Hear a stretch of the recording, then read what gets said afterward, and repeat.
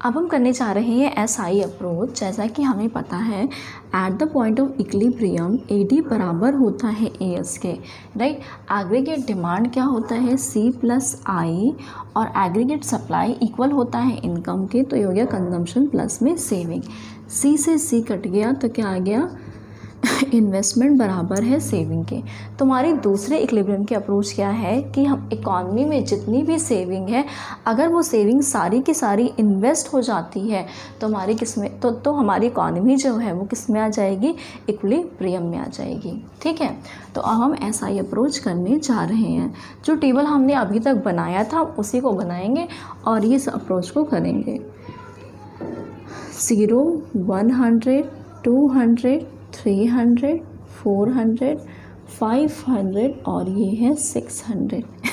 Consumption है, consumption 40 है, 120 है, 200 है, 280 है, 360 है, 440, 520।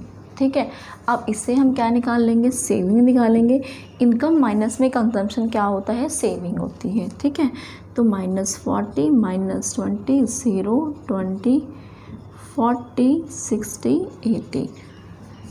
इन्वेस्टमेंट आपको हमने पहले बता रखा है कि इन्वेस्टमेंट क्या लेंगे, ऑटोनॉमस लेंगे। मीन्स इनकम में तो चेंज आएगा लेकिन इनकम में चेंज आने के कारण इन्वेस्टमेंट में कोई चेंज नहीं आएगा।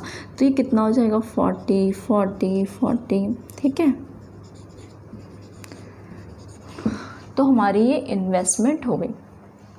उसके बाद क्या है, जब अब देखो रिमार्क्स देते हैं यहाँ पे हम, आखिर इकॉनमी को इक्विलिब्रियम कहाँ पे मिलेगा, जहाँ पे सेविंग और इन्वेस्टमेंट बराबर होगी। तो जब इनकम 400 होती है तो क्या मिलता, तो हमारी इकॉनमी किस में होती है, इक्विलिब्रियम में होती है। ठीक है, तो यहाँ पे क्या है, इन्वेस्टमेंट ज़्यादा है,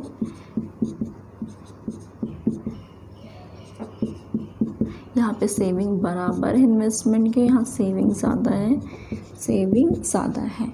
ठीक है, तो ये हमारा टेबल है। अब इसी टेबल को, इसी जो टेबल है उसको हम रिप्रेजेंट करेंगे ग्राफ की फॉर्म में। ठीक है, तो हमारा ये ग्राफ है, यहाँ पे हम एरो लगाएंगे।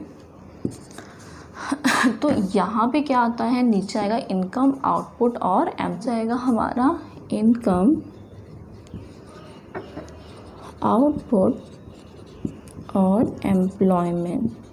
ठीक है, तो यहाँ पे हमारा सेविंग और इन्वेस्टमेंट आएगा। ठीक है, सेविंग एंड इन्वेस्टमेंट। सेविंग का ग्राफ हमारा ऐसे बनता है एस। इन्वेस्टमेंट हमें कैसे लेनी, इन्वेस्टमेंट हमें लेनी है ऑटोनॉमस, तो इन्वेस्टमेंट हम ले लेंगे ऑटोनॉमस। जहाँ पे एस और आई दोनों बराबर होते हैं वहाँ पर इकॉनमी को क्या मिलता है, इक्विलिब्रियम मिलता है।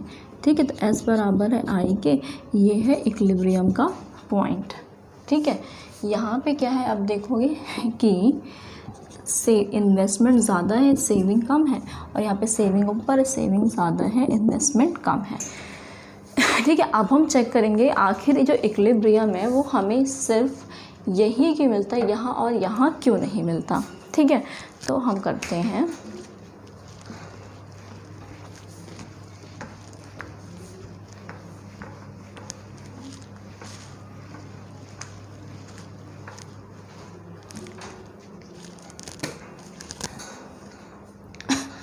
तो क्या है हम करेंगे, देखो इक्विलिब्रियम की कंडीशन क्या है, जहाँ पे सेविंग बराबर होगा इन्वेस्टमेंट के।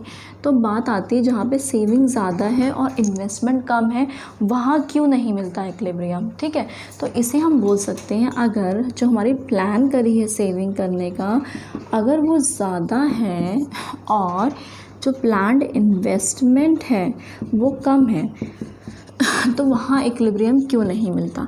देखो जो इक्विलिब्रियम होता है, इक्विलिब्रियम किसे बोलते हैं हम, पॉइंट ऑफ रेस्ट। ठीक है, पॉइंट ऑफ रेस्ट मीनिंग क्या होता है, जहाँ पे जो प्रोड्यूसर है, कंज्यूमर है, रुकना चाहे, ठीक है, वहाँ से मूव नहीं करना चाहता। लेकिन आप यहाँ देखो प्लान्ड सेविंग ज़्यादा है, इन्वेस्टमेंट कम है। सेविंग ज़्यादा होने का मतलब क्या होता है कि लोग सेव ज़्यादा कर रहे हैं और डिमांड कम कर रहे हैं। मीन्स क्या है, डिमांड कम है। अगर डिमांड ही कम है तो प्रोड्यूसर प्रोडक्शन ज़्यादा करके क्या करेंगे, राइट। तो प्रोड्यूसर प्रोडक्शन भी कम कर देंगे और प्रोडक्शन कम करने से क्या होगा, एम्प्लॉयमेंट भी कम हो जाएगी, राइट।